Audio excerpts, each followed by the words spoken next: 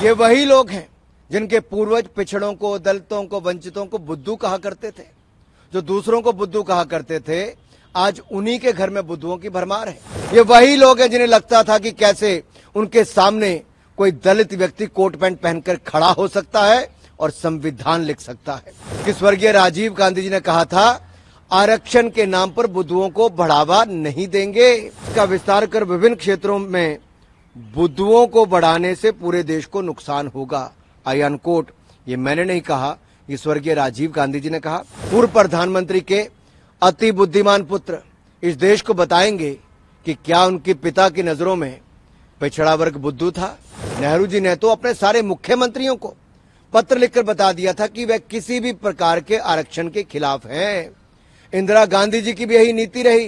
कल कुछ लोगों को मेरे भाषण से उनके सेंस ऑफ एंटाइटलमेंट को गहरी चोट लगी, जिसका असर हुआ कि पूरे इकोसिस्टम ने चीख पुकार मचाना शुरू कर दिया। इन्हें लगता है कि सवाल पूछने का हक सिर्फ इन्हें है, क्योंकि ये प्रिविलेज है। ये वही लोग हैं जिनके पूर्वज पिछड़ों को, दलितों को, वंचितों को बुद्धू कहा करते थे। जो दूसरों को बुद्धू कहा करते थे, आज उन्हीं के घर में बुद्धुओं की भरमार है। ये वही लोग हैं जिनके पूर्वज दलितों, आदिवासियों को समानता का अधिकार न देने के बहाने बनाते थे। ये वही लोग हैं जिन्हें लगता था कि कैसे उनके सामने कोई दलित व्यक्ति कोट पैंट पहनकर खड़ा हो सकता है और संविधान लिख सकता है। बुद्धू मैं नहीं कह रहा, बुद्धू तो कांग्रेस के तत्कालीन प्रधानमंत्री श्री राजीव गांधी जी ने कहा था, वह भी सार्वजनिक रूप से। सांझ को आंच किया। श्रीमान राहुल गांधी जी, पूरी कांग्रेस जमात पढ़ ले कि स्वर्गीय राजीव गांधी जी ने कहा था, आरक्षण के नाम पर बुद्धुओं को बढ़ावा नहीं देंगे। और नव भारत टाइम्स का ये लखनऊ एडिशन का 3 मार्च 1985 और बाईलाइन थी आलोक मेहता की। इस इंटरव्यू का शीर्षक था, आरक्षण के नाम पर बुद्धुओं को बढ़ावा नहीं। और मैं कुछ लाइनें आपके लिए पढ़ देता हूं, जो प्रारंभिक इसका पैराग्राफ है।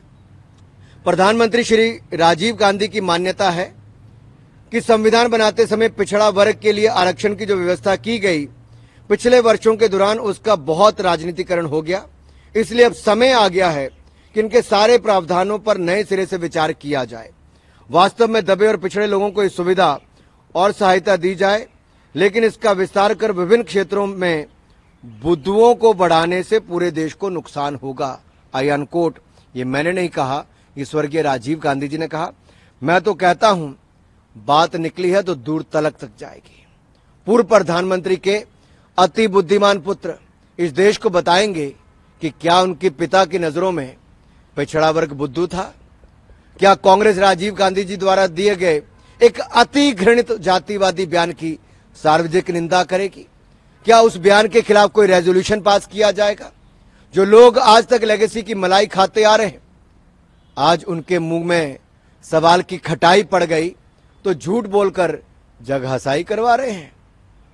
1947 से लेकर कांग्रेस अपने वैचारिक दरबारियों के साथ मिलकर दलित और वंचित समाज को समाज की मुख्यधारा से बाहर करने की तमाम तरह के हथकंडे अपनाती रही। जब जवाहरलाल नेहरू जी से पूछा गया कि दलित और आदिवासियों को आरक्षण क्यों नहीं दिया जा रहा, तो उन्होंने बहाना बना दिया कि उन्हें आरक्षण देने से उनके मन में हीन भावना भर जाएगी, इसलिए उन्हें आरक्षण नहीं दे रहे। नेहरू जी ने तो अपने सारे मुख्यमंत्रियों को पत्र लिखकर बता दिया था कि वह किसी भी प्रकार के आरक्षण के खिलाफ हैं। इंदिरा गांधी जी की भी यही नीति रही। और बीबी प्रसाद मंडल जी, जिन्होंने मंडल आयोग की रिपोर्ट लिखी, इस रिपोर्ट की इंप्लीमेंटेशन को भी राह ताकते रहे। मंडल जी का स्वर्गवास हो गया, लेकिन इंदिरा जी और राजीव गांधी जी ने 10 साल तक इस रिपोर्ट को लागू नहीं होने दिया। राजीव गांधी जी तो खुलेआम मंडल आयोग के रिपोर्ट को लागू करने का विरोध करते रहे। और जब काका कालेलकर की रिपोर्ट आई थी, तब भी कांग्रेस ने वर्षों तक इस रिपोर्ट को दबा कर रखा। और मुझे एक शेर याद आता है, लम्हों ने खता की, सदियों ने सजा पाई। अगर सामंती सोच वाली कांग्रेस पार्टी ने उस समय मंडल रिपोर्ट और काका कालेलकर की रिपोर्ट में कीड़ा में रोड़ा नहीं अटकाया होता, तो आज स्थिति कुछ और होती। ये जो तुम इतनी वफा दिखाते हो सनम, डर है ये कोई नई दगा तो नहीं।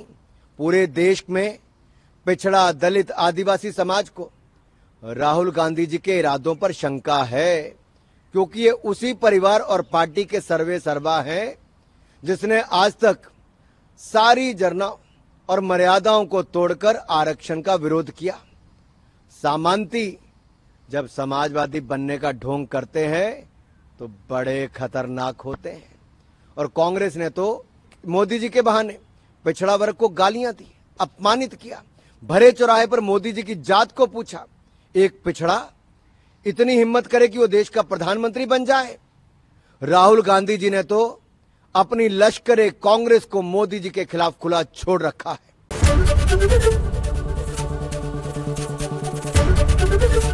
एबीपी गंगा, खबर आपकी, जुबान आपकी।